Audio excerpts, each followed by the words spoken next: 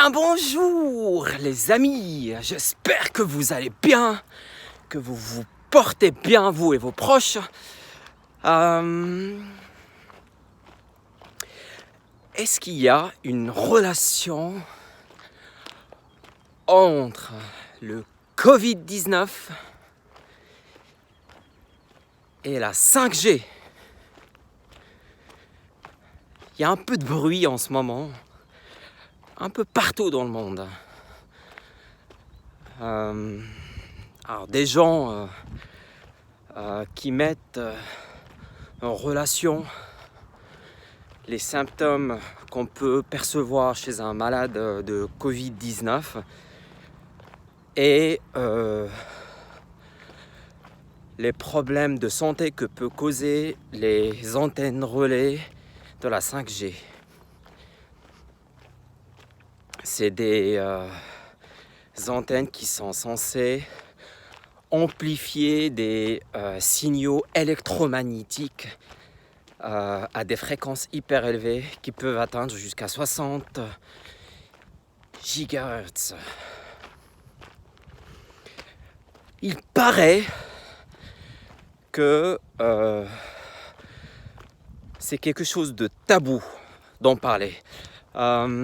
Il paraît aussi que le régulateur des télécoms anglais interdise à tout broadcaster, tout média de diffuser de l'information qui fait le lien entre le Covid-19 et la 5G.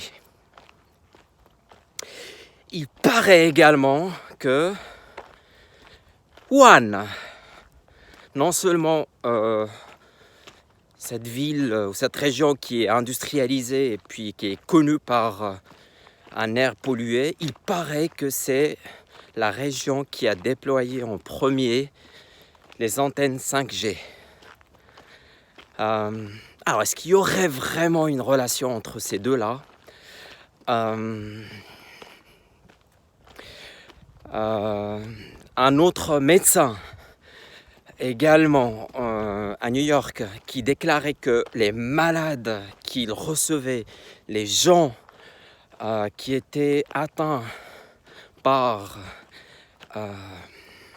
ces problèmes de poumons, il déclarait qu'il n'avait jamais vu ça dans son histoire de maladie infectieuse. En fait, il comparait un malade de Covid-19 à quelqu'un qui est en hyper altitude et qu'on le prive d'oxygène. À ce qui paraît également que ces antennes 5G, vu qu'ils envoient un champ électromagnétique qui est puissant, ils peuvent priver le corps de s'oxygéner. Alors, c'est des hypothèses qui ne sont pas vérifiées, mais je crois qu'il est légitime de se poser ces questions, de se dire, ok, si nos cellules, les cellules du corps humain, sont plus sensibles au champ électromagnétique qu'à la chimie qu'il y a autour, est-ce que il pourrait y avoir effectivement un lien entre tout ça? Est-ce que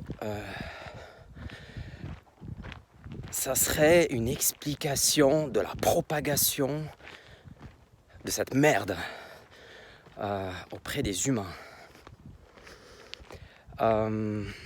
Alors, il semble que on ne soit pas d'accord sur la manière dont on analyse l'ADN du Covid-19. On n'utiliserait pas des méthodologies comme on les a utilisées dans les maladies infectieuses.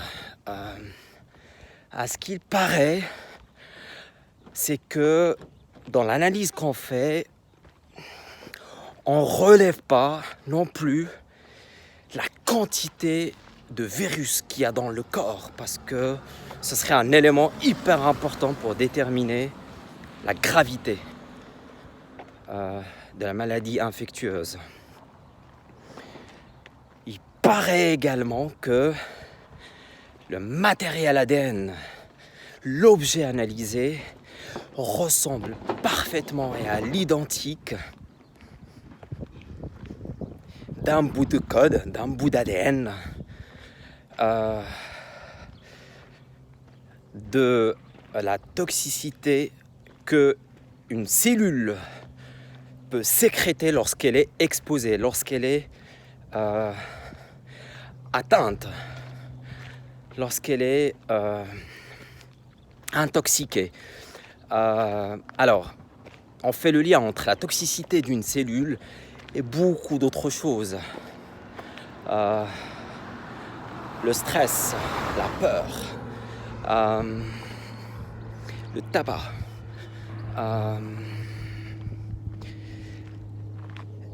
l'électromagnétisme.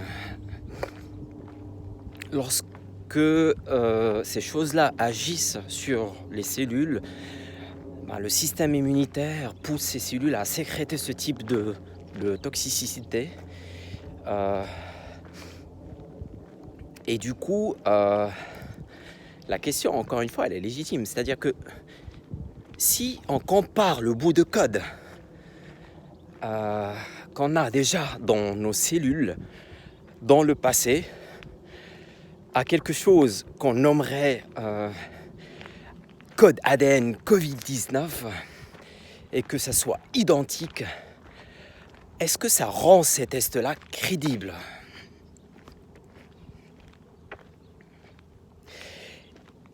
Et du coup,